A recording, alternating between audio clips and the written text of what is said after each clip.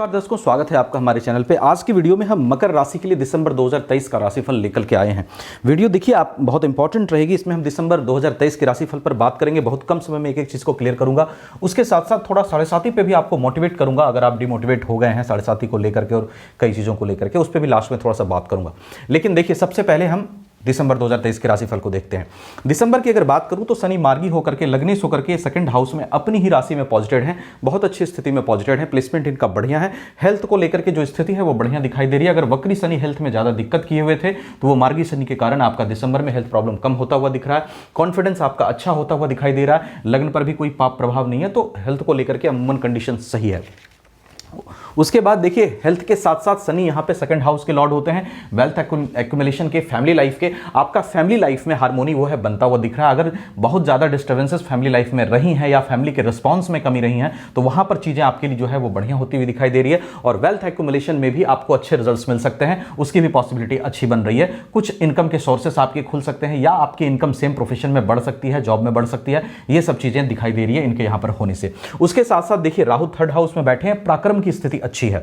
आप पराक्रम करेंगे और आप थोड़ा सा अपने आप को मोटिवेट भी कीजिए अंदर से, पराक्रम को अपने अंदर से बढ़ाइए। क्योंकि राहु थर्ड हाउस में जब बैठता है, जब से ये थर्ड हाउस में आया होगा, थोड़ा सा काम करने का जो कॉन्फिडेंस और मनोबल जरूर बढ़ाया होगा, थोड़ा सा अंदर से आपको इंस्पायर जरूर किया होगा काम करने के लिए। तो आप ज़्यादा से ज़्यादा मेहनत करिए इस वक्त, क्योंकि राहु आपके साथ पराक्रम में जो है वृद्धि करते हुए दिखाई दे रहे हैं।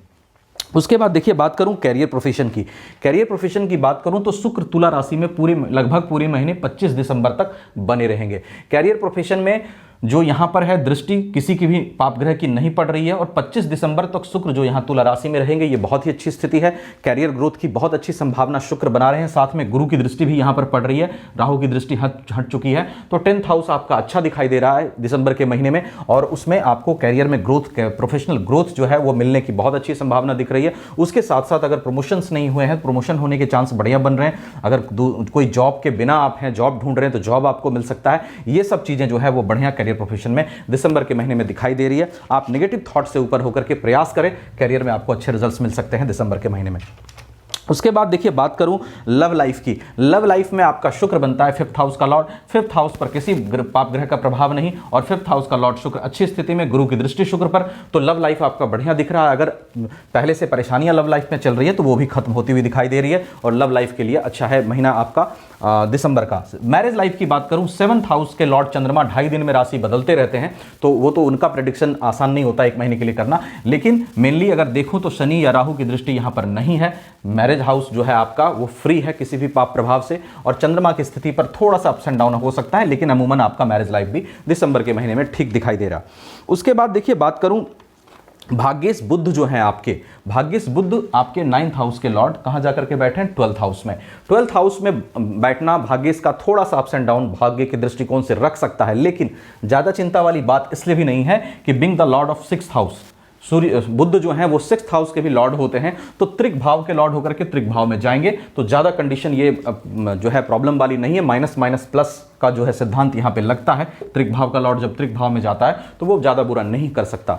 तो उस स्थिति में भाग्य का साथ अमूमन ठीक है, मिलता हुआ आपको दिखाई दे रहा है। थोड़े बहुत अप्स एंड डाउन रह सकते हैं, थोड़ा मेहनत कीजिएगा, भाग्य आपका साथ देता हुआ दिखाई दे रहा है। उसके बाद देखिए, बात करूं इनकम लॉर्ड मंगल की। इनकम लॉर्ड मंगल आपका 11th हाउस में ही पॉजिटिव है। ये अच्छी स्थिति है, पूरे महीने अपनी ही राशि में मंगल विराजमान रहेंगे, तो इनकम के लिए स्थिति जो है वो बुरा नहीं दिखाई दे रहा है, ठीक दिखाई दे रहा है। लेकिन आपको थोड़ा सा ध्यान रखना है, इन्वेस्टमेंट वगैरह अगर करते हैं तो वो थोड़ा सा सोच समझ के करिएगा, क्योंकि 7.5 का 3rd फेज अभी भी आपको चल रहा है। कोशिश करिएगा कम इन्वेस्टमेंट में काम करने की या वैसी चीजों को करने की जहां आपका इन्वेस्टमेंट ना हो, तो वो ज्यादा अच्छा रहेगा आपके लिए।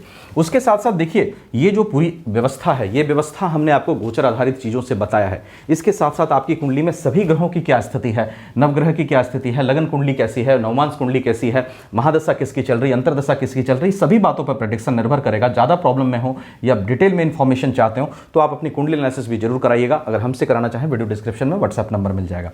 इसके साथ देखिए, आपको बात करूं, मैंने कहा था 7.5 पर जो है वो मैं बात करूंगा थोड़ा सा। देखिए, 7.5 के बारे में ज्यादा समय नहीं लूंगा। मैं आपसे ये कहना चाहूंगा कि 7.5 is for 7.5 years, this is not for your whole life. ठीक है, तो सबसे पहले इस चीज को समझिए कि जो चीज होल लाइफ के लिए नहीं है, आप उसको उससे अपने आप को पूरे होल लाइफ के लिए प्रभावित ना करें। इस चीज़ को समझें कि जब ग्रह अपनी स्थिति को, अपने राशि को चेंज करते रहते हैं तो कोई भी स्थिति स्थिर कैसे रह सकती है। 7.5 आती है, स्थिति क्रिटिकल होती है, 7.5 जाती है तो क्रिटिकल स्थिति अपने आप शनिदेव खत्म करते हैं। तो इस चीज़ का ध्यान रखिए और इसको परमानेंट मत समझिए। जो भी चीज़ें आपके साथ हुई हैं नेगेटिव, तो उसको परमानेंट मत समझिए। That will go with the time, because time can never be stable at one point और एट वन टाइम, क्योंकि समय जो है कहीं भी एक जगह पे स्थिर नहीं रह सकता, उसमें बदलाव जो है वो होने की संभावना हमेशा रहती है। तो एक चीज का ध्यान रखिएगा, 7.5 का 6-6.5 साल लगभग निकल गया, जो 1-1.25 साल बचा है इसको भी आप हिम्मत से निकालें। और ऐसा नहीं है कि 1-1.25 साल आपका खराब ही जाएगा,